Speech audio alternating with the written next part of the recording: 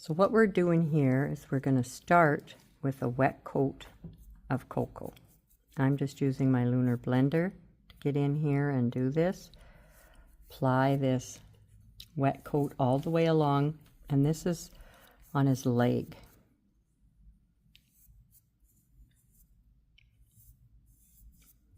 This is done a little different than the rest of them. So we're going to take a little bit of almondine, and I'm going to come through the middle. Okay, so this is the middle of his leg. So I'm going to give a highlight there, just blend that out a bit, just nice and soft, so that this is the part that's going to make his leg look like it's rounded. So we'll put that highlight there. I'm going to take my little filbert stencil brush or dry brush. I'm going to pick up a little bit of milk chocolate and cocoa on it. Cocoa I'm keeping up to the top where the milk chocolate, I did it again. Milk chocolate I'm keeping up to the top where the milk chocolate is. We're just blending this along in there to give him a little bit of a shadow. I'm going to bring it along his nose underneath, and we're going to split him about here. We will shade darker later, but this is going to be where the second leg nestles in. So this is his back leg, and it's underneath him, and then the front leg goes underneath as well, but it's the one on top. And I'm just going to bring a little milk chocolate along here. We'll get shaded later, and I can blend this end out as well. So I'll put a little bit of the milk chocolate there and the cocoa there, and you see that it's just going to fade away. So the leg is going up into the rest of the deer, the fawn. Okay, so that's what we're doing for the leg. Okay, so what we're doing here is basically dry brushing. We're going to be using burnt umber, and we're going to strengthen it later with bittersweet. Burnt umber, I'm going to side load my little dome stippler, give it a little scuff off on my towel, and you're going to see following the photo that we're going to shape in his haunch.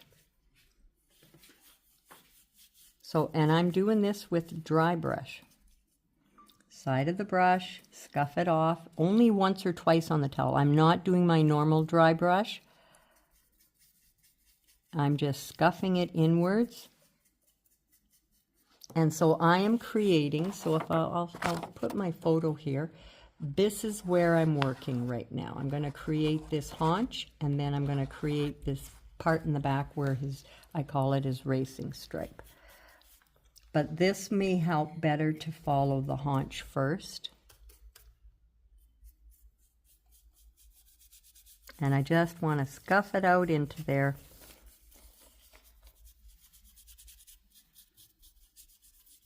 And I'll bring that around. And you see what I mean by the dry brushing it out. So I just fade that out to there. Now, he is going to have the same kind of shading on the haunch. So by that, I mean right here. Okay, so this is that big thigh that's coming curled around, and then this is the rest of that leg there. We are going to shade and strengthen everything up. And we are actually going to dry brush a little in to strengthen up too with bittersweet. But everything is going to be what we call two-sided. I'm going to take, and we're going to dry brush in the center of this. So I need to let that get dry enough for a dry brush. So I can do the burnt umber. And you'll see that later on, depending on the shape of your rock, you may need to change the shape of, and I'm just scuffing this out. More of what we're calling dry brushing along here. Do you see it taking shape? Now, it depends on your rock. I may have to come in here after because I've got quite a few dimples in this rock. But, and I actually, one of the rocks I was working on, I did fill in some of these sort of dimples. And we're going to go ahead and we're going to create up in behind the top of his head. So I'm creating the back of his head, and I'm going to come along and create where these, I call them the racing stripes. They end up on the edge of this back section. And again, we will be shading in around here afterwards, but when we put our highlights in, I'm just going to turn the rock around so you can see what I'm referring to with these back sections. So I'm going to double load, not double load, pardon me, side load, scuff it a bit. You see that we're using, even though we're talking about a dry brush term, we are still using fairly damp paint on the brush. And I'm just going to do the same thing along here. I want to create the edge. So I'm going to do back-to-back lines of these all the way along. Now, by now, this is not too bad in the center because I really didn't do anything there. And this is getting drier. You can feel if your rock feels damp.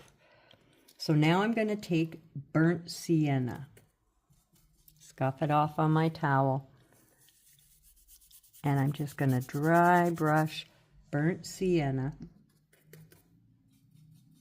This is why we like to use old towels. And I'm in the center of this section. Just kind of fade off towards the, if you get a little on the burnt umber, see on this section here, we'll definitely get on the burnt umber because it's sort of a back-to-back on it all. But I'm just coming in the middle of the section. And I'm just dry brushing in some of this. I'll even put a little over here. And we'll do the same thing with the back. Now, I scuff off my brush, and I'm going red spice. Red spice is brighter. Now, if you're looking at the finished picture, there's some highlights we're putting in later on, so don't concern yourself with that. Right now, we're looking at our photo that's referring to the dry brushing and that only. So I will do the same thing on my back sections. So you can see that I didn't put the red spices far out. I let some of the burnt sienna show. So there he's taking shape. We aren't going to do anything with the head right now. We're keeping that because we're going to be blending these two colors together. So we want to leave that alone. We'll do that in another step. So right now, I might put a little of this reddish in here, even though I'm going to put a little more burnt umber on that edge. So we'll continue on like that, the same way, putting the brown. And we are going to strengthen with bittersweet, but we'll do that later as well. Okay, so now what I'm doing is I'm going to take bittersweet chocolate and I'm going to dry brush next to the nose, I was going to say, next to the edge of the ear. Are so ears red? So we dry brush all the way along inside there.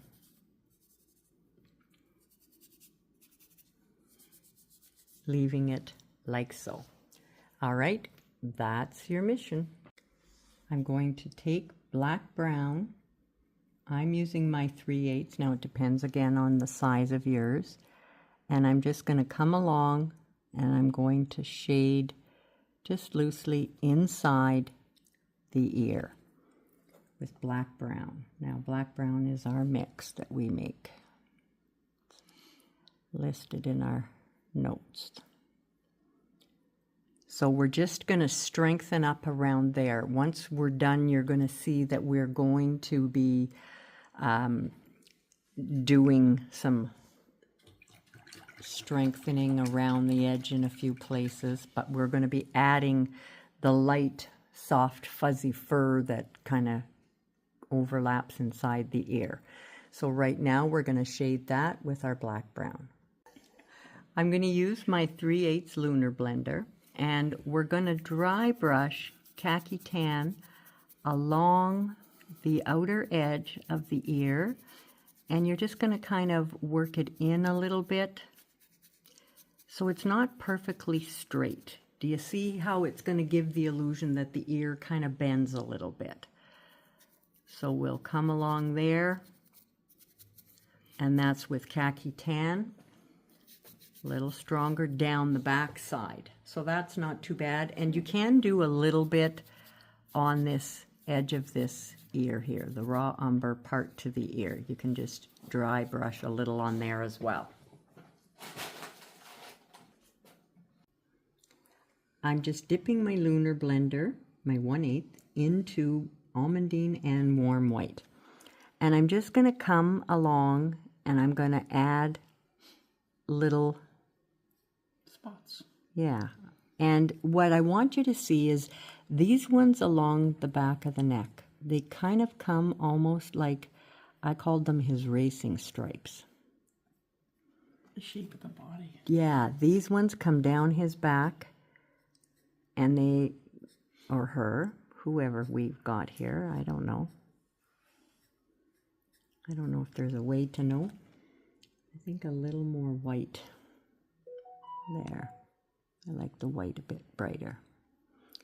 But we want them not to be perfect, okay? They shouldn't be the same.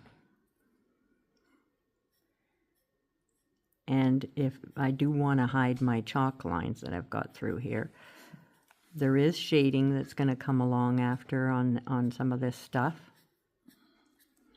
So everybody's going to have a different amount, because your deer may wrap around, it's flatter, you know, there's all different, and some of them can be wider. Do you see I can come in there and make a couple a little wider on his haunch. See, I just got through calling it a her, and now it's a his haunch. So, let me see up in here. Yeah, there was. So we'll come through over here. I'll add on the back side as well. They're heavier on that side, heavier on this side, and then we've got the two racing stripes I call coming down there. Don't forget, it's getting shaded, so it's going to reshape it again afterwards. Right now, this tends to make them look a little bit flat. So I'll just come in here like this, and then I'm going to take my liner. That's not it. There it is. And I'll just take my liner and I'll pull. I gotta have a running drip on there. And I'm gonna come in here and I'm gonna pull a few little jagged lines off the edges. So yeah, just little fine hair so that they're not perfect little patches, right? So you'll come through and you'll add those. These ones being in this shape rounding are following the shape of the haunch. All right.